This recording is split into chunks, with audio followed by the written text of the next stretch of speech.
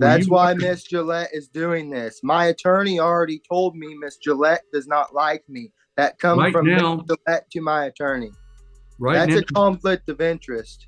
And on the record and for the record, and let the record show. okay, Mr. Perez-Beal. On the record, on and for the record, and let the record show, I have the right to now face hold my on, hold accuser, on. and the accuser Stop. must be a Stop. living man or woman. Stop. Therefore, I move to dismiss the case entirely. Must my accuser be a living man or woman?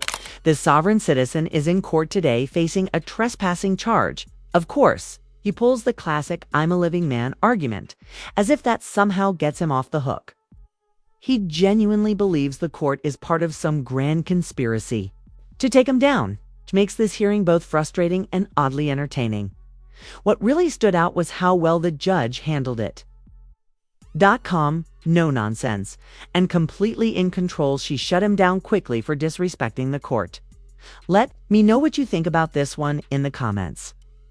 Now let's jump in and watch how this all played out in real time. Kansas versus Antonio Manuel Perez-Beal. Are you Antonio Manuel Perez-Beal? Yes, sir, I am. Yes, Your Honor, I am. All right. Mr. Perez-Beal, do you have an attorney? No, I do not. But I do believe I have the right to face my accuser. And on the record and for the record, and let the record show. Okay, Mr. Perez-Beal, this is your first appearance. You are charged in count 1 with criminal trespass, a Class B non-person misdemeanor. A Class B non-person misdemeanor is punishable up to 6 months in the county jail and a fine not to exceed $1,000. Do you understand what you're charged with? On the record, on and for the record, and let the record show, I have the right to face my accuser, and the accuser must be a living man or woman. Therefore, I move to dismiss the case entirely. Well, that's not going to be done. Mr. Perez-Beal, I asked you a question. Do you understand what you're charged with? No, I do not. All right. What is it that you don't understand about the criminal trespass charge? I don't know why I'm being charged with a criminal trespass. I have a picture of me and my children over there on November 23rd or 27th. I'd have to go back and date it. My livestock, please let me finish, Your Honor. My livestock come up missing. Whenever that man, I had that leased. Whenever that man come down here, my hot wire come up missing. The fence that divided our two properties. He cut a hole in his fence.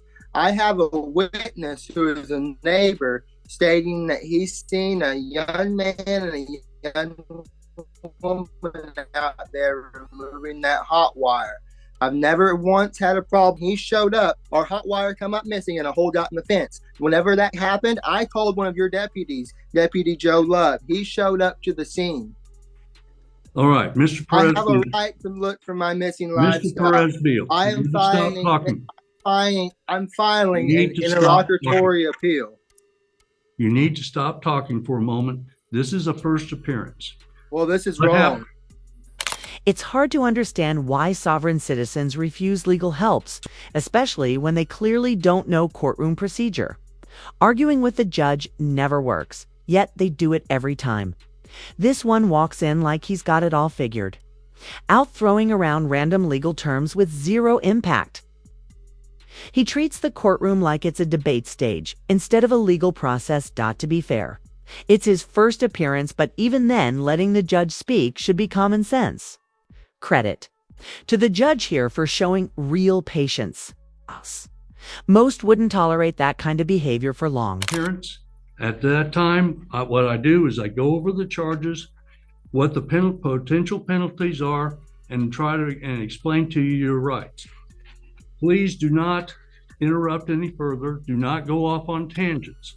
I'll have some questions for you that you'll need to address. First of all, in regards to your rights, you have the right to a trial, either to the court or if you request in writing a request for a jury trial. At a trial, the state has the burden of proof. The burden of proof in a criminal case is beyond a reasonable doubt. At a trial, you have the right to be represented by an attorney or to represent yourself.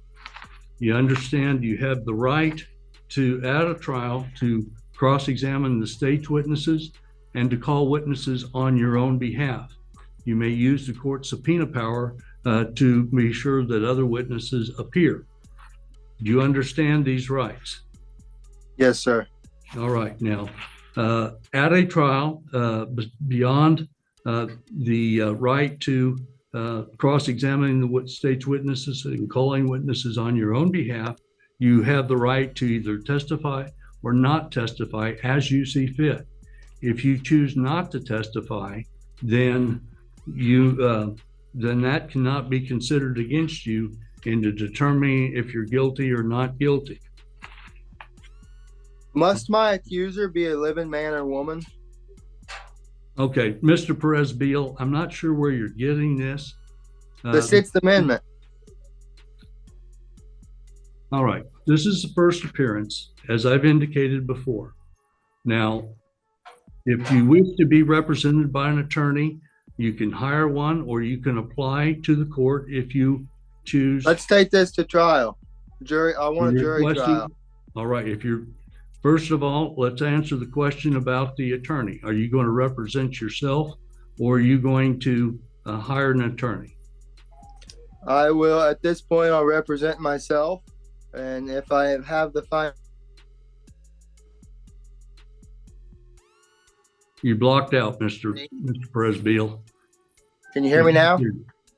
Now I can hear you. The last thing I heard before it blacked out was in regards to you're going to be representing yourself and that you I will represent myself unless I'm financially able to hire an attorney. But last time I spoke to my attorney, Mrs. Mary Ann Shirley, she told me that Judge Jill Gillette does not like me. That's where all this is coming from. First of all, Ms. Gillette is not the judge. I am. I said I misspoken. You've been before me before. Yes, sir. I know. All right. So, are you still on probation? Yes, sir. As far as I know. Well, if you're on probation and convicted of a new offense, that'll be a violation of that probation. That's why Miss Gillette is doing this. My attorney already told me Miss Gillette does not like me. That comes from Miss Gillette to my attorney. That's a conflict. Was anyone else surprised when Sam Dowie thought the judge was talking directly to him? That moment stood out.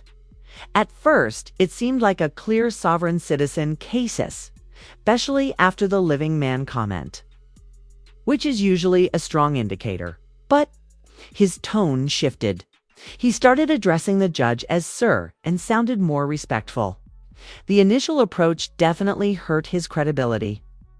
But maybe he was just overwhelmed and repeating things he didn't fully understand.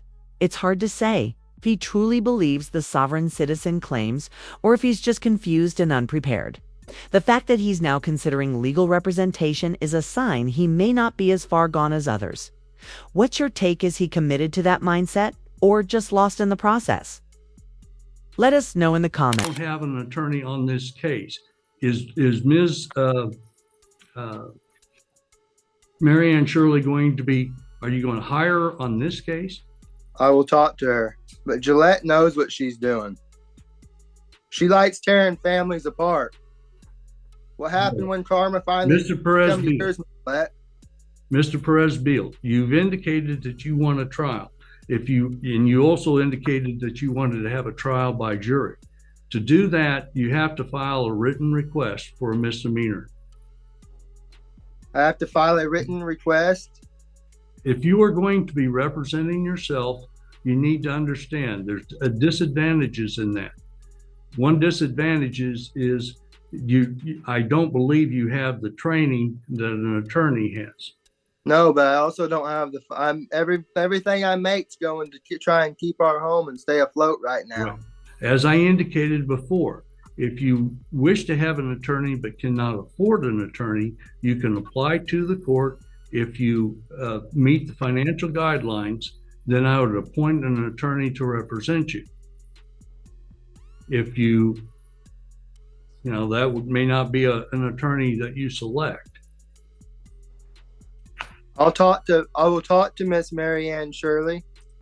All right. So if you're going to talk with an attorney, typically what we do is we schedule another hearing to give you that opportunity. And we call that a control hearing or a status hearing. Do you wish to do that, or do you wish to go ahead and schedule a trial? If we schedule a trial and I show up with an attorney, will that be allowed? Well, it would, but if you're asking for a jury trial, there's certain things that you have to do. Right now, you're representing yourself. That can be, you need to understand that the disadvantage that people have by doing that sometimes is more than others, but you will be required to follow the rules as you are an attorney if you're representing yourself. Most people don't know what those rules are and so forth. So that presents a real disadvantage at times. Do you understand that? Yes, sir. Okay. So if you're going to apply for an attorney or talk with Ms. Shirley, what I'll do is schedule a control hearing. That is not waiving your right to a trial. All right. If that control hearing or status conference, which we'll set in about 30 days, if you still wish to have a trial, we'll schedule that. We can schedule for either in person, either before the court, or you can be represented. If you wish to have a jury trial, you need to have your request made in writing for that, and we would schedule a trial by jury. Now, there was a hearing that was scheduled on December 13th, and you did not appear at that time. I issued a bench warrant, and you had been served with a summons. Now, later that day, you contacted the clerk's office, and then you did surrender yourself and posted a $5,000 cash or surety bond, and that bond is still in effect.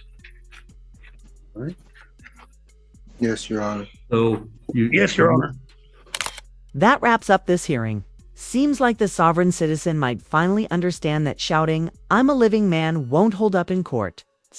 Now he's considering getting a lawyer, which at this point is probably his smartest option. With probation already in place, another conviction could mean real jail time. The judge handled it well, staying patient and even asking him to attend the next Zoom hearing from the sheriff's office. Smart move for keeping things in order. So, what's the verdict, true believer? Or just someone who got in too deep? Share your thoughts in the comments. Thanks for watching, and take care.